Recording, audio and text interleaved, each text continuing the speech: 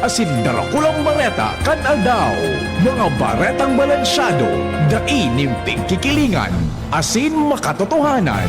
DCGB, Bareta alas 7. Mga preskong bareta sa lado lokal, nasyonal, internasyonal, asin iba pa. Bareta alas 7. Digdi sa GB, garantisadong bareta.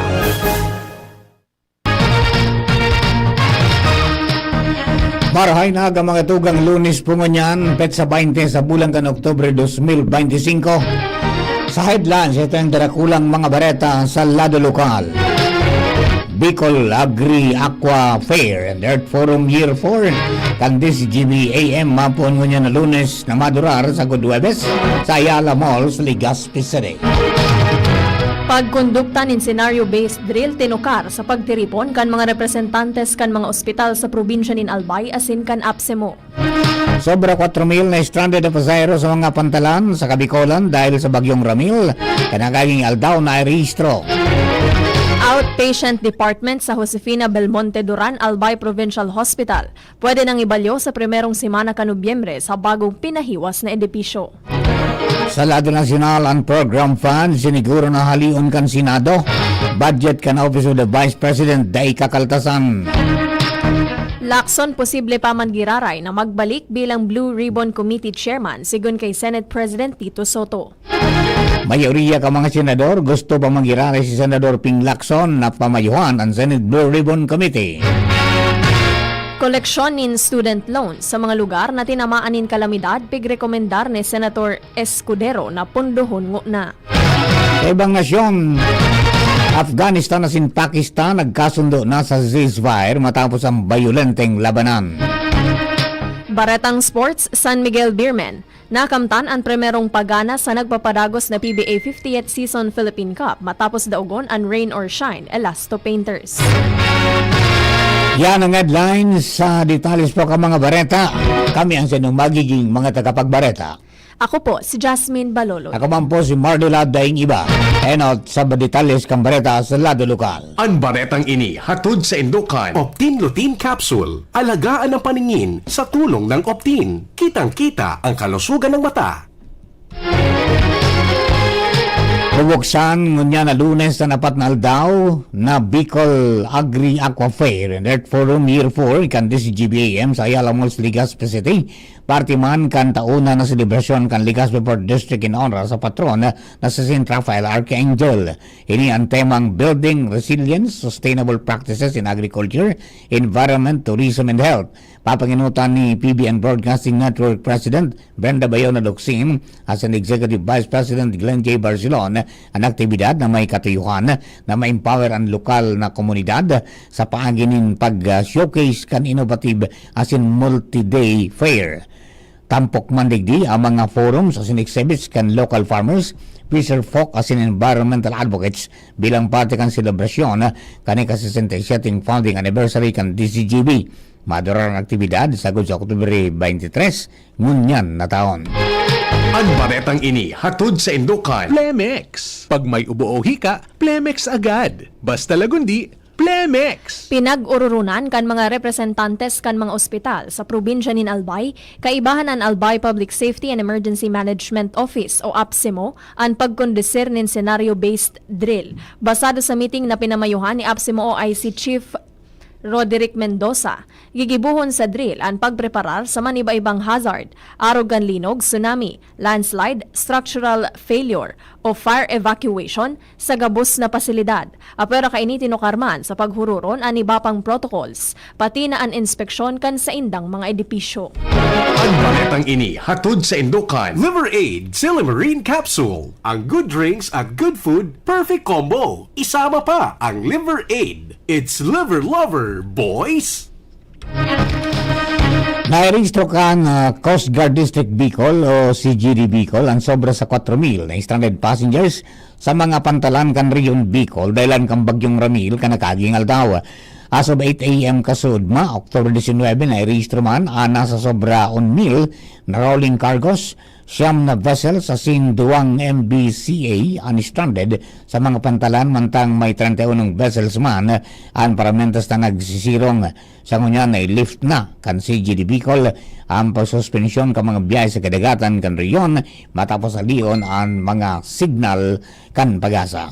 Ang baretang ini hatod sa Indukan Mega One. Ang Mega One ay may 21 sangkap para matulungan ka sa iba't ibang karamdaman tulad ng diabetes, high blood, stroke, arthritis, kidney failure, cancer, viruses, at iba pa. Tumawag kay Doc Joey Bitito sa 0998-975-8121 or 0917-853-8933. Sobra sa 11,725 na pamilya o katumbas nin 36,531 na individual ang ipig-ebakwar sa probinsya kan Albay bilang parte kan preemptive evacuation na ipinautob kan mga lokal na gobyerno bilang paghahanda sa bagyong Ramil. Sa datos kan PDRRMC APSEMO, pinakadakol na evacuee sa Pulangi na may 5,820 pamilya o 15,456 na katawo, sinundan kan Malilipot na may 2,422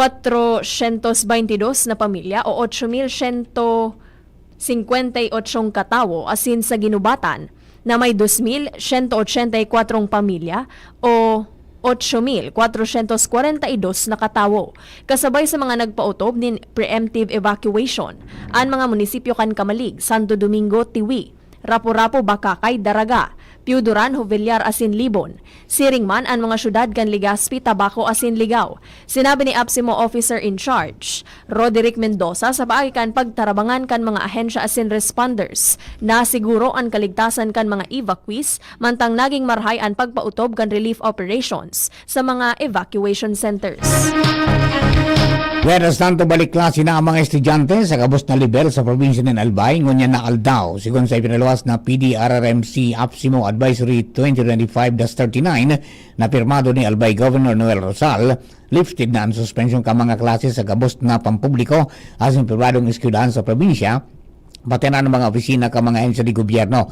Pero digdi, pinag-ordin man ang decampment kang gabos na bakwit sa mga evacuation centers sa probinsya. Lagad, pinag-abisuan man sigurara ang publiko na mantinidong maging marikmat asin mag-standby sa official na updates kang pag-asa dahil ang posible pa manggiraray na maapektaran ng maraot na panahon ang probinsya sa mga masunod na panahon. Pwede nang maibalyo ang outpatient department sa Josefina Belmonte Duran Albay Provincial Hospital o JBDAP sa Ligao City sa primerong semana kan Nobyembre. Ini ang naging resulta kan pagbisita ni Albay Governor Noel Rosal. Idanagdag pa kan ama kan probinsya nin Albay na pwede naman nang magamit kan mga pasyente ang mga wards sa ikatulong semana kan Nobyembre sa nasabing ospital. Sakto sa naman sa enot ng target kan gobyerno probinsyal na mabuksan ang bagong edipisyo asin pasilidades kan JBDAP sa ika-26 kan Nobyembre ngunya na taon. Sa dagdag natong baretang lokal, magkakaresibin ng 3,000 pesos na tabang pinansyal ang mga magulang na may aki na autism, Down syndrome o cerebral palsy sa Legazpi City. Ipinag-anunsyo ni Legazpi City Mayor Hisham Ismail ang impormasyon kasudma konsain ang programa handog kan Department of Social Welfare and Development of DSWD sa pagkipagtabangan sa City Government of Legazpi sa inisyatibo ni Congressman Attorney Alfredo Pido Garbin Jr.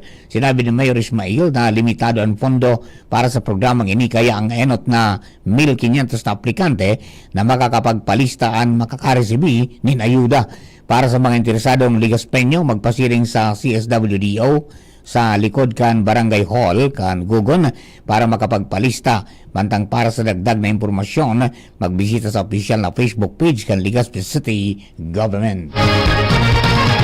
Uminabot sa 12.6 milyon pesos kantidad nin illegal na droga ang nakumpiskar kan kapulisan kan Rehiyon Bicol sa ginibong mga operasyon poon Agosto 26 agud Oktubre 15 ngunya na taon. Sigon kay PNP Bicol Regional Director Nestor Babagay Jr., sa irarom kan PNP Focus Agenda na ikondusir kan pulisya ang 186 na anti-illegal drug operations na nagresulta sa pagkakaarestar nin 204 sospek, kaibahan ang 7 high-value individuals as in 37 street-level individuals. Apera kaini na kumpiskar kan mga otoridad. Nasa maabot 2,000 gramo nin shabu asin 1,190 gramo nin marijuana na may street value na 12.6 milyon pesos. Sa kampanya laban sa mga wanted persons, nasa 458 persona ang naarestar. Kaibahan ang sarong DILG National Most Wanted Person asin 15 Regional Most Wanted Persons. Katakod kaini sa nagpapadagos na internal security operations kan pulisya sa rehiyon. Nailansar ang 45 operasyon laban sa mga communist terrorist groups kung sa inaarestar ang 9 na miyembro kaini. Asin ang voluntaryong pagsuko nin 38 na mga dating rebelde. Kaibahan na ang pagkakarecover kan 21 armas asin 14 pampasabog. Bagatugang primerong partiyang kasatuyang Bareta alas 7, mga Bareta sa lado lokal. Ang Bareta nga to sa lado nasyonal, ibang nasyon sports sa singkamugdagang kampanahon, makalis lamang po kayo. Serbisyong totoo, produktong garantisado, madaling kaulay ang sindakol na rekomendasyon. May Uno Plus na kalidad, mag-Uno Plus, mag-Uno Plus. Sa Uno Plus, kalidad na masasarigan mo, serbisyong swak sa imo. Magbisita sana sa Uno Plus Facebook page. Sa Uno Plus, kalidad na masasarigan mo. Serbisyong swak sa imo. Bumisita sa Uno Plus Facebook page. Branded ba na computer ang hanap mo? Albay Computer and Electronic Supplies and Repair ang sagot dito. Yes na yes! Available sa Albay Computer and Electronic Supplies and Repair o ACES ang brand new at dekalidad na laptop, desktop, printer, gaming gears, gaming desktop with gaming chairs, CCTV sales at iba pang computer supplies and equipments na hanap mo. Ang presyong abot kaya natin at may cash discount pa. Hindi lang yan. Ang Albay Computer and Electronic Supplies and Repair o ACES ay authorized service center din ng ASUS, Lenovo, Epson, Brother, Canon at ng Sharp Copier. Ano pang hinihintay nyo? Punta na sa ACES! With branches in the Bicol region, PC Micron Enterprises, Tanzo Alegre Building, Tibuaya Street, Daet Camarines Norte, PC Micron Enterprises, Peña Building, Rizal Street, Corner Burgos Street, Sorsogon City, and PC Micron Enterprises, EJ Rubio Building, Gogon Sirangan, Virac Catanduanes. Dito sa Legazpi, ang Albay Computer and Electronic Supplies and Repair ay matatagpuan sa ground floor, V&O Building, Quezon Avenue, Legazpi City. Tumawag sa cellphone number 0917-558-0067. Dito ka na sa ACES. Sa kalidad, sigurado ka. Sa repair and services, maaasahan pa. I-like and follow sa www.facebook.com/albaycomputer. Tuhod, siko, baywang, aray! Pag laging pasan ang sakit sa kasukasuan, sign na yan ng arthritis o joint deterioration. Karaniwan kapag nagkakaedad na, kailangan ng tibay at ginhawang makakapitan. Kaya ng artrisin yan. May undenatured type 2 collagen at methylsulfonyl methane na maaaring makatulong protektahan ang kalusugan ng kasukasuan. Make the right move. Uminom ng artrisin araw-araw. Mabibili ang artrisin sa mga leading drugstores nationwide. Mahalagang paalala, ang artrisin ay hindi gamot at hindi maaaring gamitin panggamot sa anumang uri ng sakit. Huwag baliwalain ang kirot na nararamdaman sa tuhod. Baka hindi lang yan joint pain, kundi sintomas ng arthritis. With proper diet and exercise, uminom ng artrisin. Ang artrisin ay undenatured type 2 collagen at methylsulfonyl methane supplement na maaaring makatulong protektahan ang kasukasuan. Ito ay may antioxidant at anti-inflammatory properties na tumutulong labanan ang epekto ng arthritis tulad ng pananakit ng kasukasuan, pagkasira ng buto at limitadong paggalaw. Sa tulong ng artrisin, maaring mas tumibay ang cartilage, ligaments, tendons at synovial fluid na bumubuo sa kasukasuan, mas flexible gumalaw, kayang-kaya maglakad o mag-jogging. Mabibili ang artrisin sa mga pangunahing butika nationwide. Make the right move. Attention! Attention!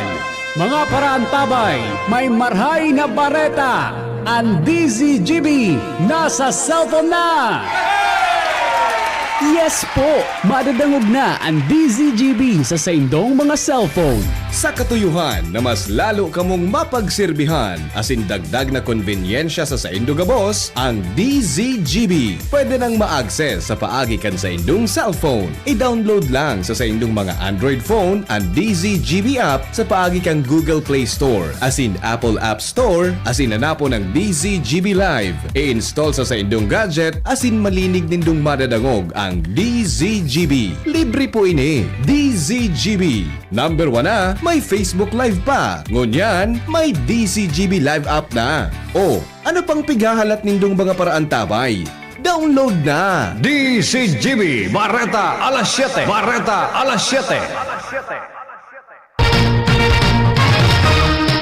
Sa detalles po ang bareta sa lado nasyonal, nanindugan ng Senate Committee on Finance na dagos ng halion an unprogrammed fund sa iraram kan 2026 national budget.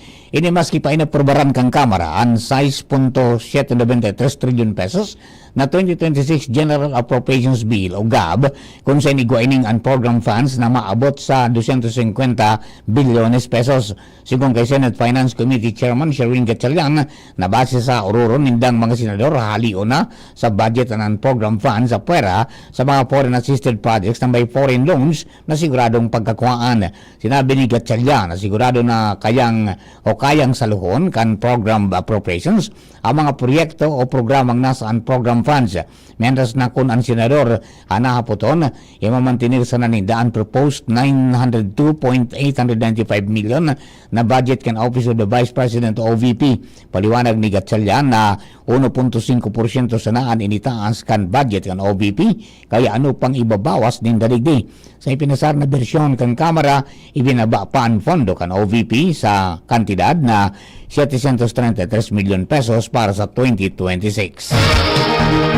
May posibilidad na maengganyar si Senate Pro Tempore Panfilo Ping Lacson na magbalik bilang chairman kan Blue Ribbon Committee, sigun kay Senate President Tito Soto. Sigun kay Soto, maging si acting chair, Senator Erwin Tulfo, iyoan bukas sa posibleng pagbuelta ni Lacson. Sinabi man ni Soto na mismong si Tulfo, iyo ang nag-aalangan na kuhaonan o kuwaon an posisyon nin permanente dahil dakol siyang trabaho. Naglalaom si Soto na makumbinsir si Senator Lacson na magbalik. Magirumduman na nagdimitir bilang Blue Ribbon Chair si Lacson kan primerong simana kan Oktubre matapos maaraman na dainaw ugmaan nagkaperang senador sa pagkaput niya sa investigasyon sa flood control scandal. Mientras tanto, gusto pa magiraray ka mayoriya kan mga senador na si Senate President Pro Tempore Ping Lacson mamangiraray ang maging chairman kan Senate Blue Ribbon Committee, sigon kay Senate President Tito Soto III na dipisil pang okudon sa ngunyan kung mabalik si Lacson sa pagiging chairman ka nasabing komite. Pero sinabi ni Soto na posibleng mapiritan si Lacson na pamayuhan sa giraray ang Blue Ribbon Committee dahil gusto siya kan mayoriya kan mga senador. Piglalao man na bago magbukas ang sesyon sa Nobyembre 10 na kapag uro na sindamay kinaraman digdi asin maging konsensya talaga ang matukaw na chairman kan Blue Ribbon. Kaibanan man sa pag-urunan kan komite kung tutugutan ang kahagadan na house arrest sa mga nakakontempt na sina dating District Engineer Henry Alcantara, dating Assistant District Engineer Bryce Hernandez, as in Engineer JP Mendoza. Pinagiromdom ni Senator Francis Chis Escudero ang gabos na higher education institutions o HEI may kinaaraman sa pagkolekta ng student loans sa mga lugar kung saan nagdeklarar ng state of calamity dahil dakul na lugar sa nasyon ang nirapado kan linog asin bagyo. Sinabi ni Escudero na kaipuhan ng makatindog ang mga pamilyang tinamaan kan kalamidad. Sinabi kan senador na sa panahon na may kalamidad, ang pinakaimportante iyo ang sa giraray na makabangon ang mga naapektaran. Sa iraram kan Republic Act number 12077 o Student Loan Payment Moratorium during Disaster and Emergencies Act, pigsususpender ang pagbayad kan kabos na fees as in charges kan HEIs as in Technical Vocation Institution sa bilog na panahon in state of calamity o emergency. Nakapalaman pa sa ley na ang pagkuanin moratorium dai dapat makakaapekto sa diretsyo kan mga estudyante para sa saindang re-enrollment sa masunod na mga semestre. Sa dagdag na baretang nasyonal, day nakaulang ang makusog na uran sa kaugmahan sa Mascara Festival sa Bacolod City kan weekend. Apisar kan daing patod na bulos kan uran, bilog na isog na nagsarayaw ang mga estudyante gikan sa 7 pampublikong elementarya mantang sulog ang makolor na maskara asin costumes sigun pa sa ripod. Sa ining makaistoryang pagbuelta kan arena asin street dance competition para sa school category matapos ang 6 na taon na pahingalo. Nagpahayag maning paghanga si Mayor Greg Gasataya sa mga aking parasayaw na padagos na tataong buhay, apisar kan uran. Sinabi niyang ang mga aking ini ang tunay na nagrepresentar sa espiritu kang Bacolod. Sinabi niyang ang lambang aking parasayaw sa uran ni nakaitasan angog dahil nung ka malilingawan dahil sa sakripisyong sa indang ipinahiling. Sigiraray man na tinanghal na kampyon ang Estefania Elementary School matapos nindang ipahiling ang makulor na presentasyon na may temang Dancing in the Rain Through a Child's Eye.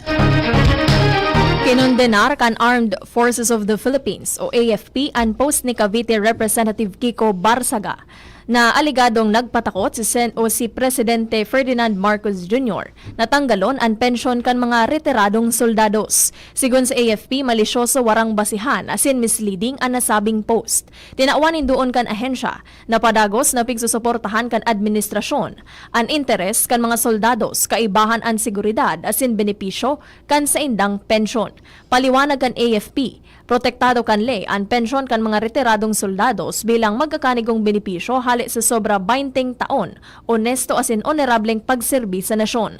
Pwede sa naining mawara kung may hatol kan korte na may existido asin dahil sa krimen. Wara na opisyal na pwedeng basta-basta ining halion. Inabisuhan man kan AFP ang gabos na pampublikong opisyal na maging maingat sa paghiras kan impormasyon.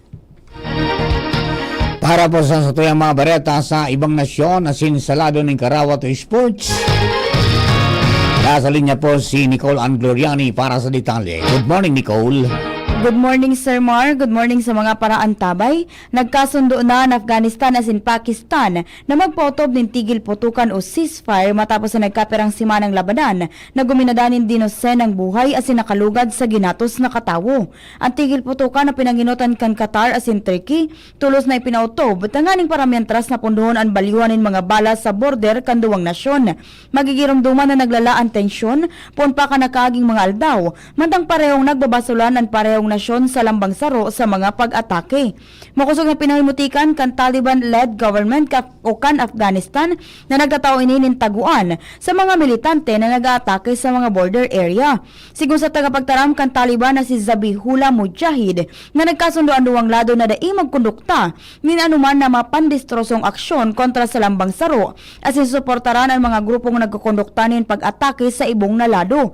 Dagdag pa niya na magkakaigwanin lakdang sa tabang kan mga nasyon na nagpapatahaw tanganing siguro na marhayan implementasyon kan kasunduan asin pagresolber kan mga daay pagkakasinabutan.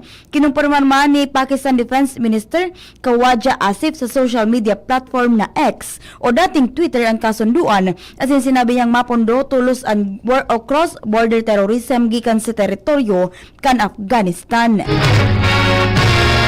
Sa lado kan Karawato Sports, nakamtan kan San Miguel Beerman ang saindang primerong panggana sa PBA 58th season of Philippine Cup. Ini matapos na daw gunindaan Rain or Shine Elasto Painters sa skor na 111-93 sa kawat na ginibo sa Inaris Center 2 sa Montalban, Rizal. Nangano sa panggana kan Beerman si CJ Perez na nagrehistro nin 23 puntos. Mantang igwang 18 puntos si Marcio Lasiter. Mantang nagrehistro man nin 17 puntos asin 14 na rebound si Junmar Fajardo. Sa pagpumpa sa nakankawat, dominado na ini kan Beerman na may nabot pa sa 25 puntos ang advantage o lamang. Sigun kay San Miguel coach Leo Astria, nahabon nindang maging 0-3 kaya kan sinda nag-ensayo. Pinagirumdum kay ni sa mga players ang importansya kan gana. Iyan ang detalyas kan mga bareta sa lado kan ibang nasyon as in sports. Ako po si Nicole Ann Gloriani. Thank you, Nicole. Para po sa kamugtakan kang panahon, nasa linya man si Miss Alexis Roy Vivar, ang Pag-asa DST Regional Forecasting Center. Miss Alexis, please come in. Sa ating latest na forecast para sa ngunyang aldaw, ang Bicol region ay apektado ng easterly, so ang maarinsangang paros na halik sa sirangang dagat Pasipiko. So ma-expecta ang partly cloudy to cloudy na skies na may isolated lamang na mga pag-uuran, as in pagkikilat at pagdaguldol. So generally fair weather ang tiga-expecta, since itong si Tropical Storm Ramil ay tiga-expecta ng maluwas ng ating Philippine Area of Responsibility ngunya na aga. And yun po yung latest dito kay Ramil, ay napanatili man niya ang kanyang pusog ng 65 kilometers per hour at pagbugso ng hangin na umaabot ng 80 kilometers per hour. So anytime this morning, maluwas na itong si Ramil ng ating PAR. At sa mga susunod, tiga-expect man natin na magiging maaliwalas ang ating panahon or generally improved na ang weather condition. Maliban dito kay Ramil ay wala man kitang tigbabantayan na anumang bagyo or low pressure area sa luwas at sa laog ng ating Philippine Area of Responsibility. Bali, yun po ang ating weather forecast. Yun po si Alexis Revivar ng Pag-asa Legazpi ang nagbabarita. Thank you very much, Miss Alexis. Mga tugang inapang kabilukan sa tuyang Bareta alas 7. Mga baretang tinipon na singkinalap sa DCGB News Base sa nakalis na 12 oras. Sa pangarap po kasto yung nakatuwang sa pagsurat ka mga bareta, Jenny Matthew Bayaran, silingman si Nicole Ann Gloriani. Laro technical, kasabay natin dyan si Kuya Jun Apulis, na naman sa DCGB Social Media Department si Jerome Nico Martinez. Siyempre ang Mega Force Patrol sa mga bareta sa lado lokal. Good morning kay Romy, kay Kuya Bob Candano, dyan po sa Tabaco. Si Omerelis Talola, good morning. Si Rosemary Mulyasgo, good morning.